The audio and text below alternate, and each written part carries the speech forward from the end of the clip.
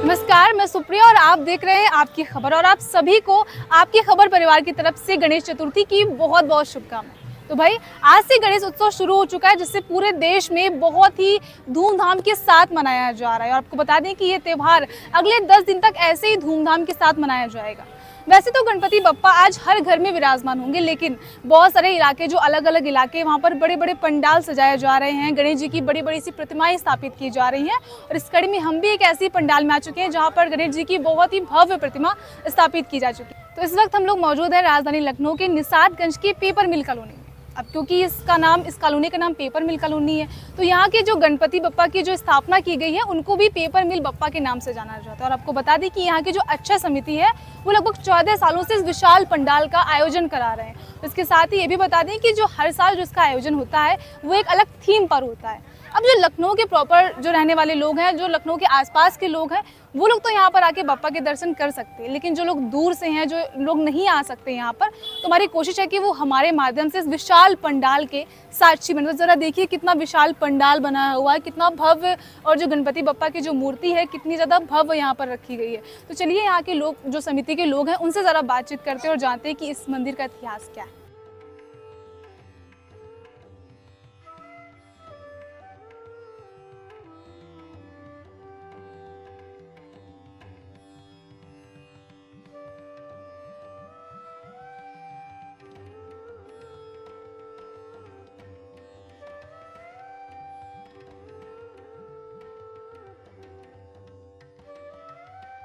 तो आप देख सकते हैं कि बप्पा का जो पंडाल है पूरी तरीके से सज चुका है, और कितने विशाल रूप में जो गणपति बप्पा विराजमान है। और बप्पा के साथ साथ आप देख सकते हैं कि उनके आसपास माँ रिद्धि सिद्धि भी विराजमान है, और कितनी सुंदर मूर्ति, कितनी सुंदर प्रतिमा है। छोटे से गणेश जी विराजमान, उसके बाद जो भव्य विशाल मूर्ति गणेश भगवान की है वो है। इसके अलावा यहाँ पर और भी कई तस्वीरें हैं। यहाँ पर देखिए विष्णु भगवान है, माँ लक्ष्मी के साथ में इधर बजरंगबली गेट पे ही आपकी विराजमान है।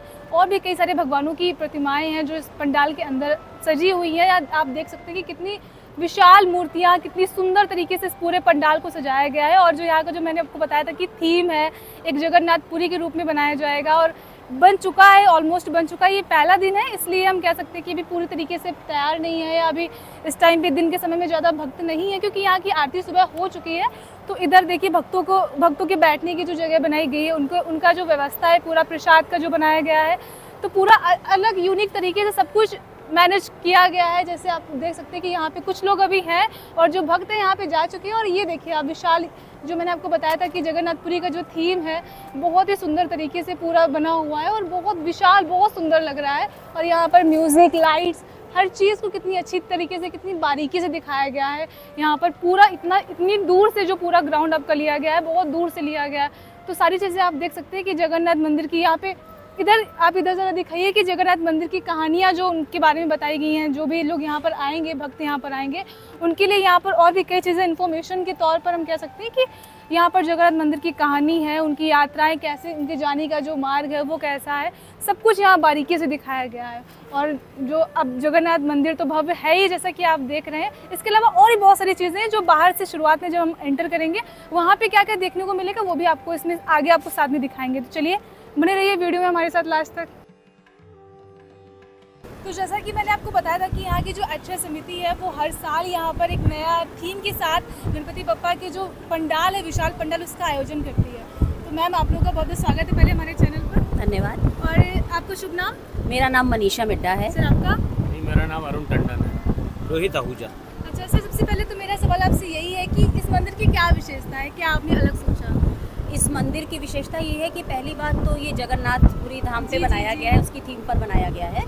और जगन्नाथ की यात्रा जो है अभी पिछले महीने ही हुई है, यहाँ लखनऊ में भी बहुत धूमधाम से निकाली जाती है। तो हम लोगों ने यही, हर साल हम लोग एक नया थीम लेकर के आते हैं। पिछले साल हमारा जो है केदारनाथ धाम था, इस बार जगन्नाथपुरी है। तो हम लोगों ने यही सोचा कि इस बार बप्पा को जगन्नाथपुरी धाम में, क्योंकि बलराम जी का भी संगम है, इसमें कृष्ण भगवान का भी है, तो इस बार हम लोग जो है बप्पा को जगन्नाथ धाम में स्थापित करें। जी बस यही बहुत ही भव्य लग रहा है, बाहर से देखने में लग रहा है सच में जगन्नाथपुरी में पहुंच गए हैं। जी हाँ, बड़ा भव्य है। 11 फुट की मूर्ति हमारी बनाई गई है और 50 फीट का पंडाल है हमारा। जी जी जी। अच्छा सर, जो ये थीम वाला मैंने बताया कि लास्ट दिन केदारनाथ का थीम था, इस साल जगन्नाथपुरी का थीम है, तो ये एकदम डिफरेंट आइडिया कैसे आया आप लोगों के दिमाग में? सेंटर ऑफ अट्रैक्शन के लिए होता है। जी, कई जी। लोग हमारी कॉलोनी से गए थे जगन्नाथपुरी, तो उन्होंने बताया कि जगन्नाथपुरी का मंदिर जो है बड़ा भव्य बना हुआ है। तो लोग जगन्नाथपुरी जो नहीं जा पाते हैं, हम लोग की कोशिश है कि वो जगन्नाथपुरी का दर्शन यहीं से कर लें। जी जी पिछली बार हम लोगों ने केदारनाथ का करा था, अब नेक्स्ट टाइम कोई ना कोई थीम रखेंगे। थीम इसलिए होती है कि कोई अट्रैक्शन हो, किसी थीम पर हम लोग काम करें, उस वजह से जो है एक जनता का जुड़ाव हो, सिर्फ ये हम लोगों का पर्पज़ रहता है। अच्छा सर, जैसे कि अभी मंदिर की प्राण प्रतिष्ठा हो चुकी है, पूजा आरती हो चुकी है, तो अब ये जो नॉर्मल भक्त जो आएंगे उनके लिए कब से शुरू हो चुका है ये मंदिर का? जी हाँ जी हाँ, आज से जो है स्टार्ट हो रहा है। 7 तारीख से स्थापना हो जाती है, जी। तो आज 7 तारीख से स्टार्ट होगी और 15 तारीख तक चलेगी। अच्छा, यानी कि 10 दिन का ये जो 8 दिन की हम लोग की स्थापना है और 9वें दिन हम लोग का 15 को विसर्जन। विसर्जन है। अच्छा, जो लोग यहाँ पर भक्त आ रहे हैं, जो आएंगे श्रद्धालु, उनके लिए आपने क्या क्या व्यवस्थाएं कर रखी हैं? उनके लिए ये व्यवस्था है कि एक हम लोग का गेट बना हुआ है जहाँ से वो लोग एंटर करेंगे, क्योंकि हम लास्ट ईयर से ज़्यादा ही भीड़ होने की इस बार हम लोग को उम्मीद लग रही है। तो जहाँ से हम लोग का गेट बना हुआ है, लेडीज़ की अलग लाइन और जेंट्स की अलग लाइन, ये हम लोग रखेंगे। और यहाँ पर भी वो थोड़ी ही देर रुकेंगे और फिर दर्शन करके प्रसाद हम लोग बाहर देंगे। और दिन में हम लोगों की आरती होगी करीब 11 बजे और रात में सांस्कृतिक कार्यक्रम है 8 बजे से 10:30 बजे तक। तो सांस्कृतिक कार्यक्रम हम लोग के बच्चों के डांस भी हैं, एक दिन भजन संध्या है, एक दिन मैजिक शो है, जिससे कि कुछ ना कुछ यहाँ पर अलग करके हम लोगों को यहाँ पर बैठा सकें, उनका मनोरंजन भी कर सकें और भक्ति भाव में उनको। अच्छा, इंटरटेनमेंट के लिए आप लोगों ने पूरा सोच रखा है, सारी दिनों का पूरा थीम एक बना जी। रखा है कि डेली। अच्छा, क्या क्या आपने सोचा है, क्या क्या फंक्शंस होंगे यहाँ पर? जैसा कि अरुण भाई साहब ने बताया, जी, जी। उसके अलावा 14 तारीख को हमारा डांडिया का प्रोग्राम है, जो हर साल बहुत ही बढ़िया तरीके से होता है। तो हम और जरूर आएंगे, बिल्कुल अलग से शूट जी, करेंगे। बिल्कुल, बहुत बहुत स्वागत है आप लोग का। और हम लोग बहुत धूमधाम से डांडिया करते हैं और बहुत बड़ी संख्या में, जो एक पेपर मिल है उनको तो छोड़ दीजिए, बाहर से भी लोग आते हैं जो डांडिया को एंजॉय करते हैं आकर के। मैम, डांडिया का ऐसा फंक्शन ही होता है कि लोग आना चाहते हैं। अच्छा, ये बताइए कि जो यहाँ पे प्रसाद वगैरह रहता है सुबह शाम का, उसके लिए आपने कुछ अलग से सोचा कि कुछ अलग करेंगे, या प्रसाद में क्या क्या भक्तों के लिए रहेगा? भक्तों के लिए प्रसाद देखिए हमेशा, मतलब सुबह और शाम अलग अलग ही व्यवस्था होती है। सुबह फल प्रसाद होता है, चन्नामृत होता है, और अपने घर से सब लोग भोग बना के बप्पा को भोग भी लगाते हैं हम लोग। और शाम को होता है मोदक होते हैं, बूंदी का प्रसाद होता है, और जो भक्तगण भगवान को भोग लगाते हैं वो भी प्रसाद सब भक्तजनों में वितरित कर दिया जाता है। अच्छा, मोदक जो है वो कहते हैं बप्पा का फेवरेट फूड एक तरीके से माना जाता है कि जी। बप्पा को लड्डू और मोदक बहुत ज़्यादा पसंद जी। है।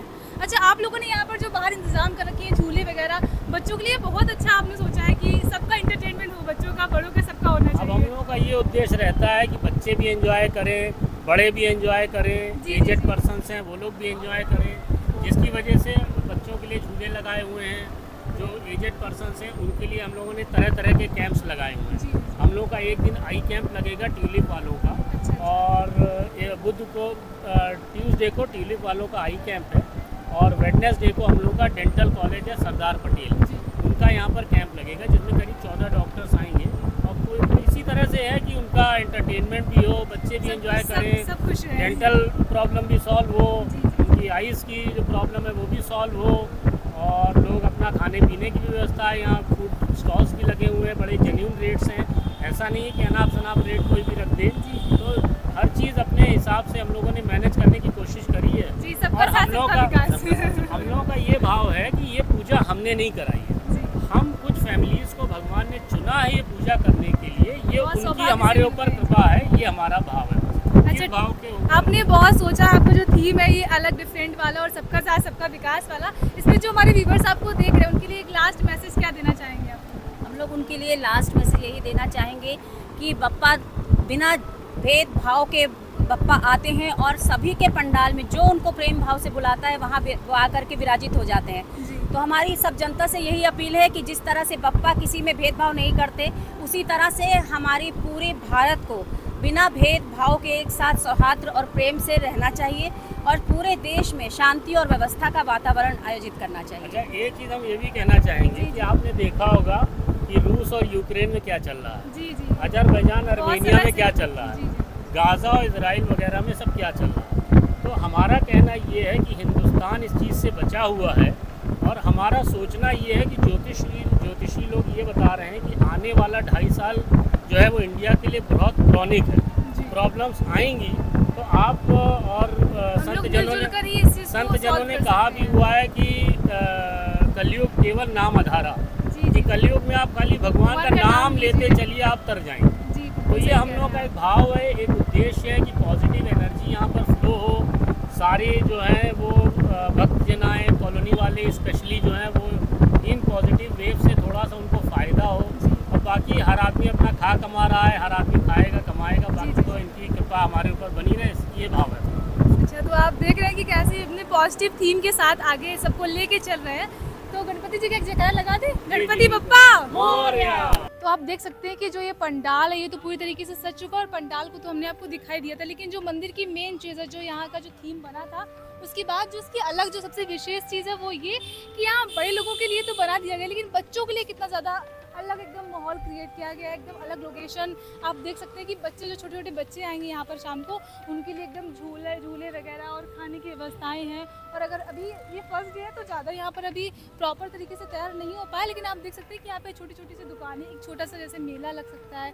शाम को यहाँ पर बहुत ज़्यादा भीड़ भी होगी जैसा कि लोगों ने बताया है, और जैसा कि समिति के लोग बता रहे थे कि यहाँ पर शाम को बहुत भव्य महाआरती का प्रोग्राम रखा गया है। और यहाँ पर बच्चों के लिए स्पेशली बहुत ज़्यादा सोचा गया है, मेला रखा गया है, झूले लगाए गए हैं, अंदर बहुत विशाल पंडाल तो आपने देख ही लिया है। तो अब हम यही कहेंगे कि जो ये मूर्ति और जो ये आरती का जो कार्यक्रम शुरू हो गया है, तो अगर आप भी लखनऊ से बिलोंग करते हैं तो आप अपने पूरे परिवार के साथ जगन्नाथपुरी और जगन्नाथ धाम के दर्शन ज़रूर करने आइए। तो मैं बस आपसे इतना ही कहना चाहूँगी कि आप थोड़ा सा समय निकाल कर, जो ये 10 दिन का जो उत्सव महोत्सव शुरू हुआ है, तो थोड़ा सा समय निकाल कर जो ऐसे पंडाल विशाल थीम पे जो पंडाल बनाया जा रहा है उनके दर्शन करने ज़रूर आइए। और अगर किसी भी वजह से आप बहुत दूर से हैं या आप किसी मंदिर में नहीं जा सकते या घर से बाहर नहीं जा सकते, तो आपको निराश होने की बिल्कुल भी ज़रूरत नहीं है। आप घर पर ही रहकर बप्पा का नाम लीजिए, उनके मंत्रों का उच्चारण कीजिए, क्योंकि कहते हैं कि बप्पा बहुत दयालु हैं और बहुत जल्दी अपने भक्तों पर खुश हो जाते हैं। और साथ ही मैं आपको बता दूं कि अगर आप घर पर हैं तो आप ओम गम गणपतये नमः का ज़रूर जाप करिए, इससे बप्पा की जो कृपा है वो आपको ज़रूर प्राप्त होगी।